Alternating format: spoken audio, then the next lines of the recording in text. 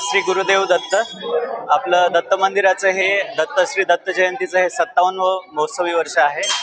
आपण दत्त जयंतीच्या दिनी अत्यंत अनेक धार्मिक उपक्रम राबवतो. याच्यामध्ये प्रवचन ठेवले जाते, याच्यामध्ये पोथी वाचन आहे, याच्यामध्ये वेगवेगळे आपण धार्मिक उत्सव सोहळे साजरे करतो आणि त्याच्यानंतर दत्त जन्म साजरा होऊन त्याच्यानंतर मग पूर्ण आजूबाजूच्या परिसरामध्ये श्री दत्तप्रभूंची पालखी फिरते आणि त्याच्यानंतर महाप्रसादाचं आयोजन इथे दरवर्षी मोठ्या संख्येने केले जाते. धार्मिक कार्याबरोबरच सामाजिक कार्य म्हणून या ठिकाणी रक्तदान शिबिर असेल, सुद्धा सामाजिक बांधिलकी जपत आपण हा उपक्रम राबवला, काय सांगाल? नक्कीच, आपण दरवर्षी रक्तदान शिबिर आपण दत्त जयंतीच्या दिवशी आपण आवर्जून ठेवतो.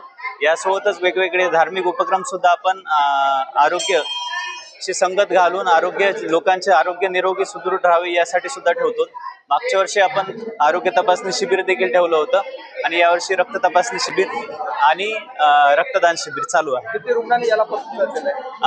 चांगला रिस्पॉन्स भेटलाय. आज जवळपास एक 60 ते 70 लोकांनी आतापर्यंत रक्तदान केलं. काय साखळा असणार आहे दत्तात्रय महाराज?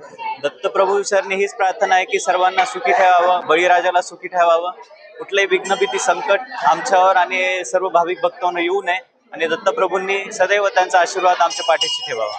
या ठिकाणी आलोट गर्दी भाविक भक्तांची पाहायला मिळत आहे. विकासाच्या दृष्टिकोनातून आपल्याला काय असं वाटतं का की आपल्या वेळाचा संकल्पना आहे का? नक्कीच अत्यंत उत्साहवर्धक आज वातावरण आहे दरवर्षीप्रमाणेच. यावर्षी आता रात्रीपर्यंत किमान 10,000 भाविक तरी इथे दर्शन घेऊन जातील आणि आपण यावर्षी मंदिराचं रिनोव्हेशन केलेलं आहे आणि यासोबतच आपण मंदिराचा विस्तार करणार आहोत, मंदिराचं नूतनीकरण देखील करणार आहोत. सर्व भाविक भक्तांना, सर्व आजूबाजूच्या प्रतिष्ठित मंडळींना विनंती आहे की त्यांनी सढळ हाताने आम्हाला मंदिर समितीस आपली यथायोग्य मदत करावी की जेणेकरून आम्ही हा प्रोग्राम आणि यावर्षीचे देखील दत्त जयंती सोहळे अत्यंत उत्साहाने साजरे करू.